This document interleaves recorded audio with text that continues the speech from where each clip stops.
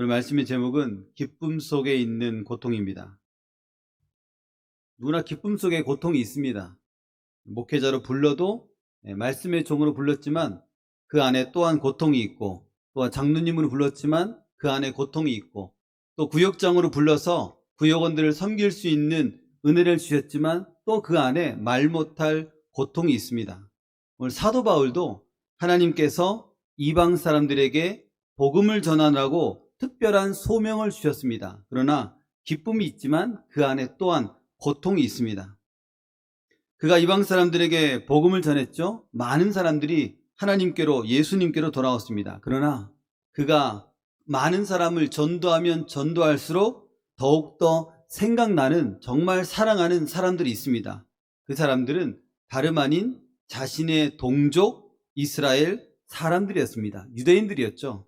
정작 자기 동족은 예수님을 믿지 않았고 예수님을 배척했고, 심지어 자기 자신, 이 바울까지도 배척했기 때문입니다. 오늘 말씀은 바울의 어떻게 보면 가슴 아픈 이야기입니다. 로마서 9장을 통해 우리에게 주시는 은혜가 무엇입니까? 첫 번째는 사랑하면 고통이 보인다라는 것입니다. 로마서 9장은 분위기가 8장에 비해서 이 분위기가 급격히 전환됩니다. 8장 끝절에 보면 사도 바울은 누가 우리를 그리스도의 사랑에서 끊으리요라고 강력하게 외쳤습니다. 바울은 구원에 대한 확신과 감격 가운데 지금 있는 것입니다. 어떤 것도 하나님의 사랑에서 우리를 끊을 수 없다라고 담대하게 선언했습니다. 그 안에 확신이 있는 겁니다. 열정이 있는 겁니다. 하지만 8장이 넘어가면서 9장에서는 바울이 전혀 다른 고백을 합니다. 9장 1절이죠. 내가 그리스도 안에서 참말을 하고 거짓말을 아니하노라. 나에게 큰 근심이 있고 마음에 그치지 않는 고통이 있는 것을 내 양심이 성령 안에서 나와 더불어 증언하노니. 바울이 자기 안에 있는 말할 수 없는 고통을 이제는 숨기지 않고 다 오픈합니다. 그가 말하기를 멈추지 않는 고통, 마음에 그치지 않는 고통이 있다고 합니다. 그것은 아까 말씀드린 대로 자기 민족인 이스라엘이 아직도 예수 그리스도를 알지 못하고 있는 것, 그것이 그의 마음을 계속 고통스럽게 하고 아프게 하고 있다라는 것입니다. 예수님을 모르는 채 살아가는 사람들을 바라보면서 그의 마음, 자기 동족, 너무나 그들을 바라보며 마음이 찢어지는 겁니다. 나는 구원의 확신을 누리고 있는데 저들은 구원받지 못했다라는 그 사실이 너무 힘든 거죠. 그리고 3절에서는 그 아픔이 절정으로 드러납니다. 나의 형제 곧 골육의 친척을 위하여 내 자신이 저주를 받아 그리스도에게 끊어질지라도 원하는 바로다라고 말합니다. 그래서 저주란 말은 하나님께로부터 내가 완전히 분리되어도, 구원에서 내가 제외된다 할지라도 이 상태입니다. 즉 내가 지옥에 버려진다 할지라도 라는 말이 있습니다. 물론 신학적으로는 바울이 실제로 구원을 포기할 수는 없습니다. 하나님께서 구원받는 백성을 버리지 않거든요. 하지만 자신의 고통이 얼마나 극심한지 표현하기 위한 방법이었습니다. 내가 대신 저주를 받는다 할지라도 그들이 구원받기를 바란다. 내가 지옥에 간다 할지라도 그들이 구원받기를 원한다. 간절한 마음이 있죠. 열정이 있습니다. 이 고백은 정말 사랑하기 때문에 나오는 절절한 외침이다라는 것입니다. 이것이 곧 이 올 9장 1절에서 5절까지 말하는 바울의 진심입니다. 진심. 복음은 단지 나만 구원받는 데서 멈추는 게 아닙니다. 나만 그 기쁨을 누리는 데서 멈추는 게 아닙니다. 나로 인해서 내 이웃 사람들이, 내 주변 사람들이 살아나는 것, 그것이 바로 바울의 마음이었고 복음이 가진 그 능력이란 것입니다. 모세도 이와 같은 비슷한 기도를 드렸습니다. 모세 또한 금송아지 사건 이후에 하나님께서 이스라엘 백성들을 진멸하시겠다고 하셨습니다. 그럴 때에 이렇게 기도했습니다. 출애굽기 32장 32절입니다. 그러나 이제 그들의 죄를 사하시옵소서. 그렇지 아니하시오면 원하건대 주께서 기록하신 책에서 내 이름을 지워 주옵소서. 모세 또한 자신의 생명을 걸고 이스라엘 백성들의 구원을 위해서 기도했습니다. 모세의 고백, 바울의 고백, 참된 복음을 경험한 사람만이 할 수 있는 진실한 고백입니다. 참된 복음을 경험하면 이와 같이 그리스도의 사랑이 물밀듯이 밀려옵니다. 그래서 예수님을 믿기 전에 피도 눈물도 없는 사람도 있지 않습니까? 그런 사람들이 진짜 예수님을 만나면 온유한 사람으로 변화되고 예수님을 알지 못하는 사람들을 볼 때에 눈물을 흘리게 됩니다. 나도 과거에 그랬는데, 나도 과거에 그거 몰랐는데, 나도 그것 때문에 아팠는데, 그러며 아파하는 겁니다. 사람들은 그들을 보면서, 변화된 그들을 보면서 말합니다. 가식적이다. 가면을 썼다. 라고 말합니다. 2개의 가면, 3개의 가면, 저 사람의 본성이 얼마 안 가서 드러날 거야 라고 말합니다. 그러나 성령 하나님께서 역사하시면 그들의 마음과 영혼에 대한 사랑, 그 사랑이, 그 마음이 완전히 변화되고 새로운 사람으로 변화된다는 사실을 꼭 기억하시길 바랍니다. 그러니 변화된 사람을 바라보며 그렇게 판단하지 않아야 됩니다. 성령님의 역사는 놀랍습니다. 성령님의 역사는 위대하기 때문입니다. 언양교회와 우리 교회와 자매결연을 맺은 교도소 형제 중에 한 분이 올 연말 아니죠. 하반기에 목사 시험을 칩니다. 목사 시험을 치더라고요. 목사 시험을 치고 이제 내년 상반기에 목사 안수식을 가집니다. 이 부산 교도소가 설립된 이래로 최초라고 합니다. 그분은 무기징역수거든요. 성령께서 그분의 마음이 역사하셔서 하나님께서 그런 마음을 주신 겁니다. 어떤 마음? 아픔을 준 거죠. 아픔. 사랑을 주고 또 사랑을 통해서 아픔을 준 겁니다. 내가 평생 교도소 안에서 복음을 전하는 사역자로 헌신하겠다 한 겁니다. 예수를 만나고 난 이후에 삶이 변화되고 모든 것이 은혜로 보이기 시작한 겁니다. 하지만 그 기쁨만큼이나 보이는 것 뭐죠? 아픔입니다. 저들도 주님을 알았으면 좋겠는데, 저들도 내가 만난 예수님을 알았으면 좋겠는데, 그 마음에 아픔이 있는 겁니다. 주를 만나고 기뻤지만 그 안에 아픔이 있는 겁니다. 그래서 내가 받은 이 복음을 이 형제들에게 전하고 싶은 마음 때문에 공부를 하고 또 이제 목사 시험을 앞두고 있는 것입니다.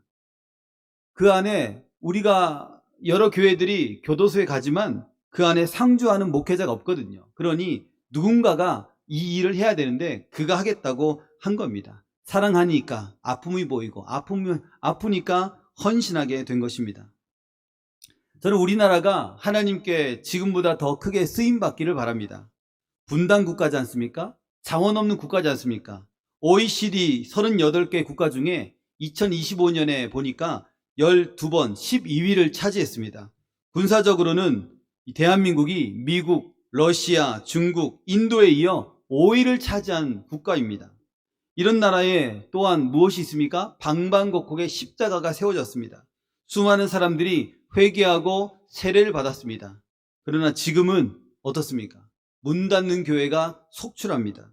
교회가 이단들에게 넘어갑니다. 또한 나라의 경제와 군사력이 차츰차츰 어려워지고 있습니다. 그것을 볼 때에 마음이 아픕니다. 왜 아픕니까? 우리나라를 사랑하니까 아픈 겁니다. 필립 얀시가 쓴 나의 고민, 나의 사랑이란 책에 이런 표현이 나옵니다. 교회를 생각하면 너무 좋다. 하지만 동시에 너무 아프다. 우리 교회를 생각하면 너무 좋은데 동시에 아프십니까? 그러면 가슴이 저려옵니까? 그렇다면 교회를 사랑하기 때문입니다. 깡패는 어떤 사람입니까? 아픔을 전혀 모르는 사람입니다. 아픔을 모르니까 자기 몸도 해합니다. 타인에게도 쉽게 상처를 줍니다. 아픔을 모르면 결국 폭력적인 사람이 되고 맙니다. 하지만 복음을 진짜로 아는 사람은 전혀 다릅니다. 사랑이 있고 그 사랑에서 비롯된 아픔을 가지고 있습니다. 저는 언양교회가 참 좋습니다. 예배 때마다 성도님들의 얼굴을 마주하는 것 참 좋습니다. 로비에서 인사하는 것도 참 좋습니다. 젊은 부목사의 농담을 받아주는 성도님들도 너무 좋습니다. 어리숙함을 받아주는 성도님들도 너무 좋습니다. 좋아하니까 성도님들의 아픔이 보입니다. 그러니까 아픔이 보이니까 아픔을 느낄 수가 있습니다. 여러분, 오늘 우리 주변에 있는 성도님들 한번 보십시오. 바로 옆에 있는 계신 성도님들, 웃고 있는 것 같지만 그 마음 안에는, 그 내면에는 말 못할 아픔이 있습니다. 그 아픔을 외면하지 말고 우리가 사랑으로 기도해 주시기를 바랍니다. 또한 우리 곁에 있는 가족들, 아직까지도 주님을 알지 못하고 구원받지 못한 우리 가족들, 이웃들, 그들을 보면서 어떤 마음을 가져야 됩니까? 불쌍히 여기는 마음, 긍휼의 마음을 가져야 됩니다. 복음 없이 사는 게 얼마나 비참한가 우리가 너무나 잘 알고 있지 않습니까? 예수 모를 때 얼마나 허렁방탕하게 살았는가 우리가 잘 알고 있지 않습니까? 우리가 그들을 바라보며 아파해야 됩니다. 오히려 그들이 우리를 바라보며 아이고 주일날 예배 놀지 못하고 예배당 가는 게 참 한심하다. 아이고 그 교회에다가 헌금 바치는 게 참 한심하다. 교회를 갸웃거립니다. 조롱합니다. 그럼에도 불구하고 그들을 사랑으로 품어내야 됩니다. 그들을 위해서 그들을 사랑으로 기도하고 끊임없이 또 기도해주는 우리 모두가 되시기를 바랍니다. 예수님은 누가복음 19장 41절에 예루살렘 성을 바라보며 우셨습니다. 예수께서 가까이 오사 성을 보시며 우시며 이르시되 너도 오늘 평화에 관한 일을 알았더라면 좋을 뻔하였거니와 지금 내 눈에 숨겨졌도다. 복음을 거부하는 자들을 향한 하나님의 마음이 이러합니다. 오늘 이 말씀 앞에서 우리도 이렇게 기도하면 좋겠습니다. 주님, 우리도 바울과 같은 이 뜨거운 마음을 주십시오. 진정한 사랑으로 그들을 품어내게 하십시오. 제가 받은 이 복음 나만 혼자 간직하지 않고 흘러보내게 하십시오. 이렇게 기도하시면 좋겠습니다. 사랑하는 여러분, 십자가의 사랑으로 구원받는 것 너무 감사하죠. 너무 고맙습니다. 말로 표현할 수가 없습니다. 그리고 구원받지 못한 이들 보며 그 사랑으로, 그 은혜로 그들을 불쌍히 여기고 그들을 복음으로 전도하는 우리 모두가 되시기를 바랍니다. 두 번째는 고통은 사명입니다. 하나님께서 주신 고통은 이 사명을 감당하라고 주신 겁니다.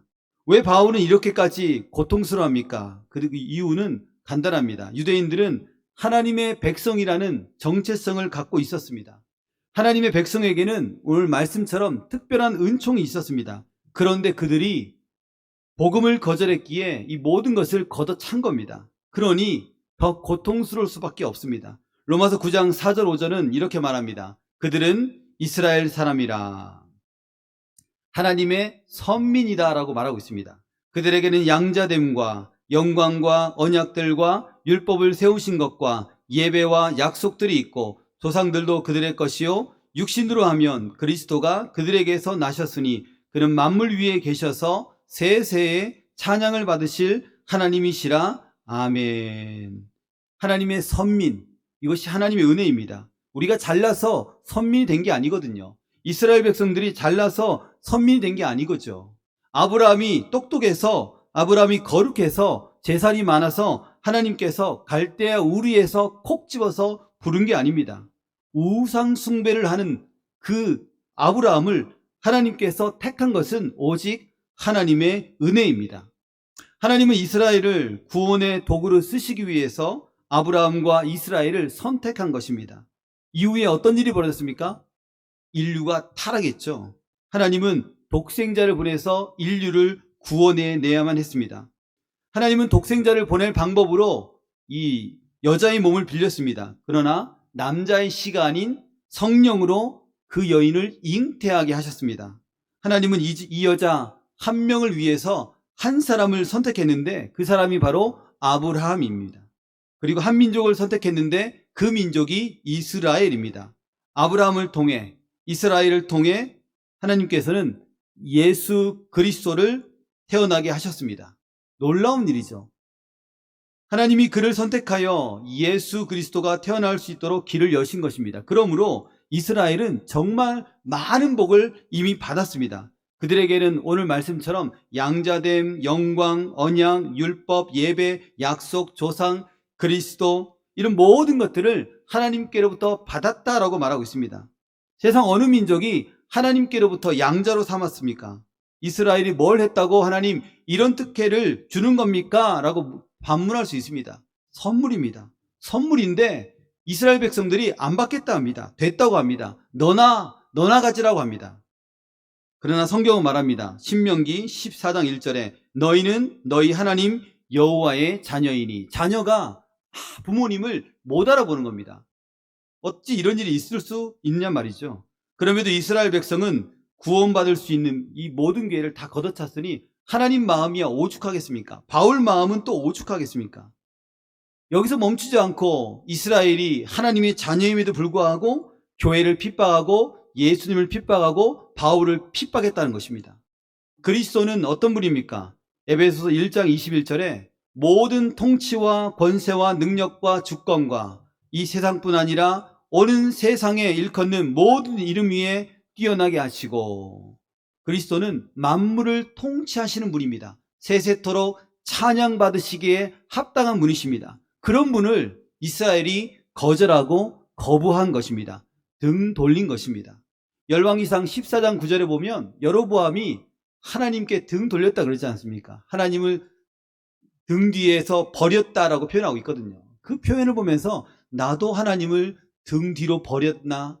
버리진 않았나? 그런 생각을 많이 합니다. 이스라엘이 하나님을 등 뒤로 버린 것입니다. 이게 얼마나 끔찍한 일입니까? 전능하신 하나님, 모든 것 위에 뛰어나신 하나님, 우리의 구원을 이루시는 하나님이신데 그 좋으신 하나님을 이스라엘이 거절한 것입니다. 바울의 사명은 좋은 것을 혼자 누리는데 그치지 않았습니다. 그 좋은 것, 복음, 예수 그리스도, 진리를 나누는 것이었습니다. 지금껏 바울이 겪은 고통은 사실은 이 사명의 자리까지 오도록 한 것입니다. 대표적인 고통이 이 사도행전 14장 19절입니다. 그때 안디옥과 이고니온에서 유대인들이 와서 사람들을 부추겨 바울을 향해 돌을 던지게 했습니다. 그들은 바울이 죽은 줄 알고 도시 밖으로 끌어냈습니다. 새 번역 성경에서 말하고 있습니다. 바울을 돌로 쳤습니다. 그리고 그가 죽은 줄 알고 성 밖으로 내다버렸습니다. 누가 했습니까? 동족들이 했습니다. 이 유대 사람들이 안디옥과 이고니온에서 온 사람들입니다. 그러니 그들은 바울이 가는 곳마다 집요하게 쫓아다니면서 바울을 괴롭힌 것입니다. 얼마나 미울까요? 저런 나쁜 놈들. 내가 저놈들을 위해서 기도해야 돼? 그런 생각 했을 것 같은데, 저라면 했겠는데 바울은 안 했을 것 같아요. 이렇듯 바울은 끈질기게 이 유대 사람들로부터, 이스라엘 백성들로부터 핍박을 받았습니다. 뿐만 아니라 사도행전을 보면 바울은 유대인들로 인해서 죽을 때까지 평생토록 고생을 합니다. 그럼에도 불구하고 바울은 한결같이 끊임없이 이 유대인들, 이스라엘을 사랑합니다. 어떻게 이런 일이 가능합니까? 바울 속에는 사명이 있었기 때문입니다. 사명. 그들을 구원하고자 하는 사명. 이 사명은 죽음도 초월합니다. 사명은 나를 아무리 무시해도 견디게 하고 이기게 한다는 것입니다. 사랑하는 여러분, 오늘 말씀을 들으면서 이 질문 하나를 마음에 두셨으면 좋겠습니다. 나는 복음을 기뻐하지만 그 복음이 아직 닿지 않는 영혼들 앞에서 얼마나 아파하고 있는가? 나는 우리의 믿지 않는 아내와 남편과 자녀를 위해서 얼마나 아파하고 있는가? 나만 좋아하고 있는 건 아닌가? 한번 질문을 던져보면 좋을 것 같습니다. 사랑하는 여러분, 이제 우리는 성령 안에서 더 이상 종의 기도를 하지 않습니다. 양자의 영, 하나님의 자녀의 권세를 받아 아버지께 부르짖는 기도를 할 수 있습니다. 그 기도는요, 우리 자신을 위한 기도만이 아니라 타인을 위한 중보기도입니다. 또한 그 기도는 염려를 맡기고 사명을 회복하는 기도입니다. 이 기도가 우리 모두의 기도가 되기를 바랍니다. 말씀을 정리하겠습니다. 사랑하는 여러분, 바울은 구원의 기쁨 속에서도 동족의 구원을 위해 눈물을 흘렸습니다. 복음은 참 기쁨이지만 동시에 고통이며 사명이라는 사실을 바울은 정확하게 깨달았습니다. 오늘 우리도 주께 받은 이 구원의 은혜를 함께 나누면서 함께 흘려보내는 우리 모두가 되시기를 바랍니다. 또한 비록 고통스럽지만 우리에게 주신 이 소중한 사명을 잘 감당하는 우리 모두가 되시기를 바랍니다.